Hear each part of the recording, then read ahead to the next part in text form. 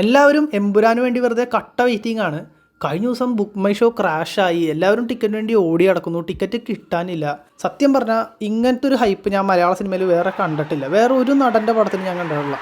അതും ലാലേട്ടൻ ഇത്രയും ഡൗൺഫോൾസിൽ നിന്നിട്ട് പോലും അടുത്ത പടത്തിന് വേണ്ടി ആളുകളിങ്ങനെ ഇത്ര ആൻറ്റിസിപ്പേറ്റ് ചെയ്യുന്നതും, ഇപ്പോൾ ബറോസ്, വാലിബൺ, എലോൺ, മാസ്റ്റർ, ഇത്രയും വൃത്തികേടുകൾ എല്ലാവരും ഇതൊക്കെ, അതായത് ലാലേട്ടൻ ഇനിയും താഴോട്ട് തരം താഴാനില്ല എന്നുള്ളൊരു ലെവലിൽ നിന്നിട്ട് പോലും എല്ലാവരും ഉള്ളുകൊണ്ട് ആഗ്രഹിക്കുന്നത് ലാലേട്ടൻ്റെ ഒരു കംബാക്കും നമുക്കൊരു നല്ല തിയേറ്റർ എക്സ്പീരിയൻസും ലാലേട്ടൻ്റെ ഒരു സക്സസ്സും തന്നെയാണ് എല്ലാവരും ഉള്ളുകൊണ്ട് ആഗ്രഹിക്കുന്നത്.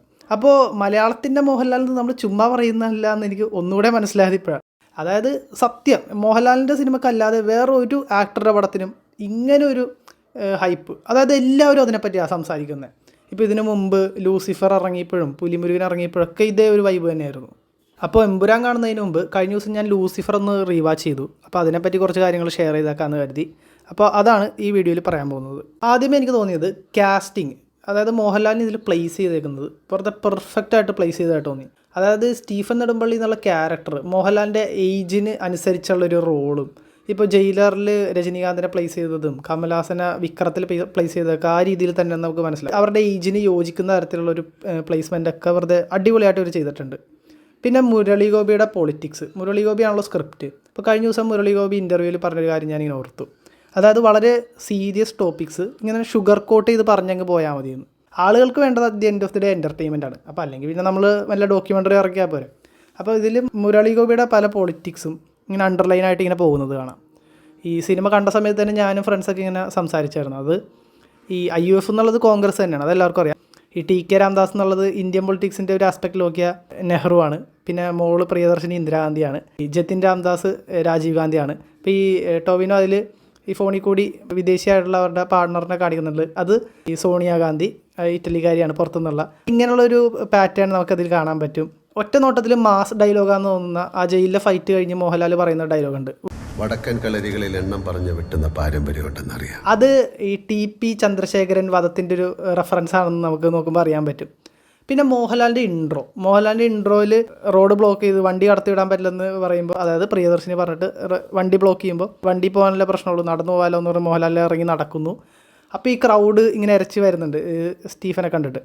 ഇത് ശരിക്ക് രജനീകാന്ത് ജയലളിത കോൺഫ്ലിക്റ്റിൻ്റെ സംഭവം അതേപടിയാണ് ഈ ഇൻട്രോയിൽ വെച്ചേക്കുന്നതെന്ന് കഴിഞ്ഞ ദിവസം ഞാനിങ്ങനെ അറിഞ്ഞു. അതായത് രജനീകാന്തും ജയലളിത ഇങ്ങനെ പാസ് ചെയ്തപ്പോൾ ഇവർ കടത്തി വിട്ടില്ല. അപ്പോൾ രജനീകാന്ത് ഇറങ്ങി നടന്നപ്പോൾ രജനീകാന്തിനെ കണ്ടതും ജനം ആർപ്പൊളിച്ച് ഇതിനൊപ്പം കൂടാൻ തുടങ്ങി. അപ്പോൾ ഇതേ ഇൻസിഡൻ്റാണ് മോഹൻലാലിൻ്റെ ഇൻട്രോ ആയിട്ട് അതിൽ വെച്ചേക്കുന്നത്. ബാക്കി ഇല്ലൂമിനാറ്റിയുടെയും ബാക്കി ഒബ്വിയസ് ആയിട്ടുള്ള ഡീറ്റെയിൽസ് ഒന്നും ഞാൻ പറയുന്നില്ല, കാരണം അതൊക്കെ എല്ലാവരും പറഞ്ഞ് വെറുപ്പിച്ചിട്ടേക്കുന്ന സംഭവങ്ങളാണ്. മറ്റൊരു കാര്യമാണ് ഈ പൃഥ്വിരാജ് ഇതിൽ മോഹൻലാലിൻ്റെ ആ മാസ് എലമെൻസും ഫ്ലെക്സിബിലിറ്റിയൊക്കെ യൂസ് ചെയ്ത് കറക്റ്റായിട്ട് അതൊക്കെ ആ മീറ്ററിൽ പിടിച്ചേക്കുന്നത്.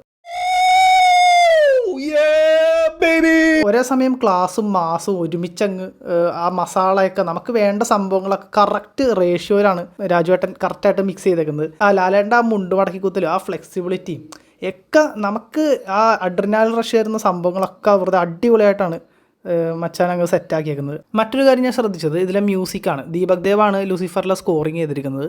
ഈ സിനിമയിൽ ഈ ക്യാരക്ടറിന് മാർക്ക് ചെയ്യാവുന്ന ഒരു BGM ലാക്ക് ചെയ്യുന്നതായിട്ട് തോന്നി. അതായത് ഗോഡ് ഫാദർ സിനിമയിലെ ഒരു 500 ഒരു ഐക്കോണിക് BGM ഇല്ലേ, അതേപോലെ സാഗറിലെ ഷാക്കിയിലെ ആ ക്യാരക്ടറിൻ്റെ മ്യൂസിക് ഉണ്ട് ടറ്റാൻ. അതേപോലെ ഈ ലൂസിഫറിൻ്റെ, അതായത് ഖുറേഷി ഇബ്രാഹിമിനെ മാർക്ക് ചെയ്യാവുന്ന ഒരു BGM ഈ സിനിമയിൽ വെക്കായിരുന്നു എന്ന് എനിക്ക് തോന്നി. ഇപ്പോൾ ക്ലൈമാക്സിൽ സിനിമ തീർക്കുമ്പോഴുള്ളൊരു മ്യൂസിക് ആണെങ്കിലും നമ്മളിങ്ങനെ കേട്ട് മറന്നു പോകാനിടയുള്ളൊരു ചുമ്മാ ഒരു അങ്ങനത്തെ ഒരു മ്യൂസിക്കാണ്. ഇനി എമ്പുരാനിൽ എങ്ങനെയാണെന്ന് അറിയില്ല, അതിൽ ടീസറിലെയും ട്രെയിലറിലൊക്കെ മ്യൂസിക്കൊക്കെ നല്ല രസമുണ്ടായിരുന്നു. പിന്നെ ആ വെസ്റ്റേൺ ഒരു വോക്കലൊക്കെ ഉണ്ടായിരുന്നു, അതൊക്കെ കൊള്ളായിരുന്നു. മറ്റൊരു കാര്യം ഈ സിനിമയിൽ പരാമർശിക്കുന്ന ഇതിലെ ഡ്രഗ് കാർട്ടലിൻ്റെ സംഭവങ്ങളാണ്. Z കാറ്റഗറി ഡ്രഗ്സ് കേരളത്തിലേക്ക് അൺചെക്ഡായി ലാൻഡ് ചെയ്യിക്കാനുള്ള സൗകര്യം.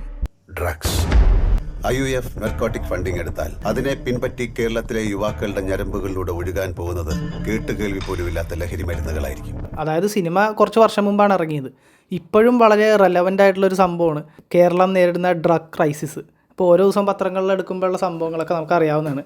സിനിമയിലെ ഡ്രഗ് സൊസൈറ്റിയുടെ അവസ്ഥയും ഇപ്പോഴത്തെ കേരളത്തിൻ്റെ അവസ്ഥയും തമ്മിൽ വലിയ വ്യത്യാസമൊന്നുമില്ലെന്ന് നമുക്കിപ്പോൾ കാണാവുന്നതാണ്. എന്നാൽ ലൂസിഫറിൽ റിയലിസ്റ്റിക് ആയിട്ടുള്ളൊരു വേൾഡ് അല്ലല്ലോ, വളരെ സിനിമാറ്റിക് ആയിട്ടുള്ളൊരു വേൾഡിലാണ് കഥ നടക്കുന്നത്. ഇത്രയൊക്കെ കാര്യങ്ങളാണ് ലൂസിഫർ റീവാച്ച് ചെയ്തപ്പോൾ ഞാൻ ശ്രദ്ധിച്ചത്. നിങ്ങളുടെ അഭിപ്രായങ്ങൾ കമൻറ്റ് ബോക്സിൽ രേഖപ്പെടുത്തുക. നമുക്കിനി എമ്പുരാന് വേണ്ടി വെയിറ്റ് ചെയ്യാം. മറ്റൊരു വീഡിയോ ആയിട്ട് നമുക്ക് വീണ്ടും കാണാം. Thanks for watching.